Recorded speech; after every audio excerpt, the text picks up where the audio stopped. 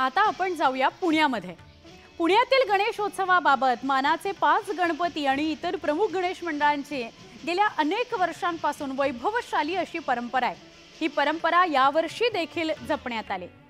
मोरयाचा जयघोष, शंखनाद, ढोल ताशा पथकाचा निनाद, नगारा आणि सनई चौघड्यांचे सूर, बँड पथकाचे बहादर वादन आणि पारंपरिक पेहरावात उत्साही कार्यकर्ते असं सगळं वातावरण पुण्यामध्ये बघायला मिळत होतं आणि 5ही मानाचे गणपती विराजमान झाले।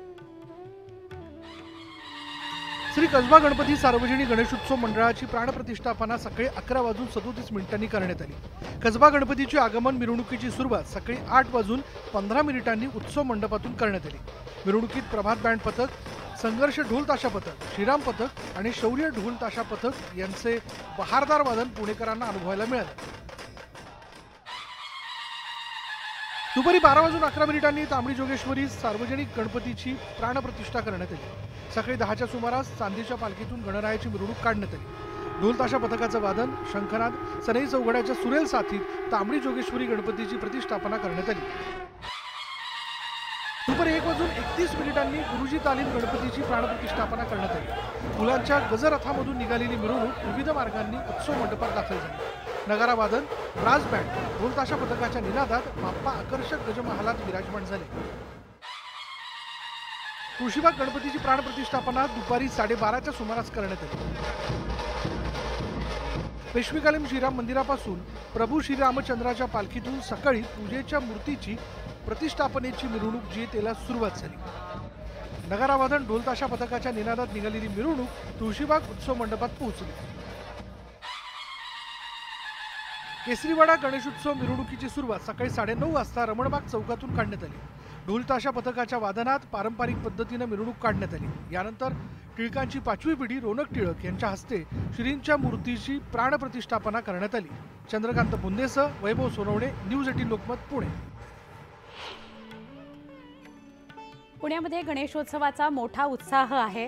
पुण्यातील प्रसिद्ध दगडूशेठ हलवाई गणरायाची प्रतिष्ठापना करण्यात आली।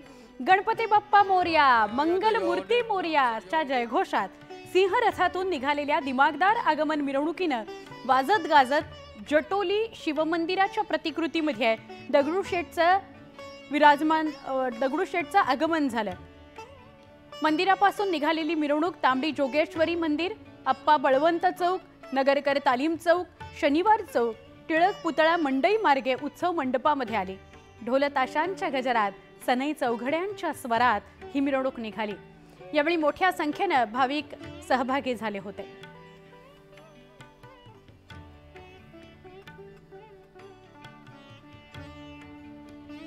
आपण थेट जाऊया आमचे प्रतिनिधी सुमित सोनवणे यांच्याशी बोलण्याकरता।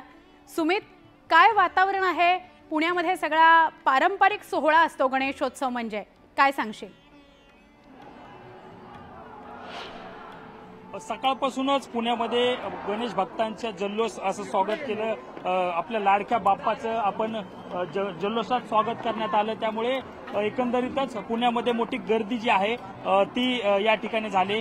आणि आपण जर बघितलं तर सकाळपासून जे काही मानाचे गणपती होते ते पहिले विराजमान झाले आणि त्यानंतर बाकी इतर जे काही मानाचे आहे ते विराजमान झाले। आणि त्यानंतर जे दगडूशेठचे गणपती आहे, दगडूशेठ श्रीमंत दगडूशेठ हलवाई गणपती मंदिर, त्या ठिकाणी असं जटोली शिव मंदिर जे आहेत हिमाचल प्रदेश मधील, त्या मंदिराचा देखावा, असा सुंदर असा देखावा या ठिकाणी पुणेकरांसाठी दाखवला जातोय। आणि आपण जर बघितलं तर प्रचंड गर्दी जी आहे ती या आता दगडूशेठ हलवाई गणपतीच्या समोर या ठिकाणी आहे।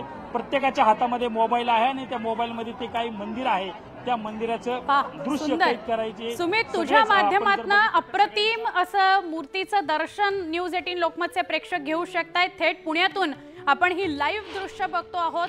सुमित, धन्यवाद माहिती दिल्याबद्दल। पुढे जाऊया, मुंबईकडे येणार आहोत। मुंबईमध्ये वडाळ्यामधील GSB सेवा मंडळाचा गणपती हा मुंबईतील प्रसिद्ध गणपतींपैकी एक आहे। या गणपती मंडळाचं हे 17वे वर्ष आहे। मुंबईतील सगळ्यात श्रीमंत गणपती अशी या गणपतीची ओळख आहे। गणपती बाप्पाला 66 किलो सोन्याचे दागिने आणि 336 किलो चांदीची आभूषणं घालण्यात आली। त्याच सोबत मौल्यवान रत्नांनीही गणरायाला सजवण्यात आलं। या दागदागिन्यांमुळे गणरायाचं रूप आणखीनच खुलून आलं होतं। वडाळ्यामधील GSB गणपतीचं दर्शन घेण्याकरता भाविकांची मोठी गर्दी दिसून आली।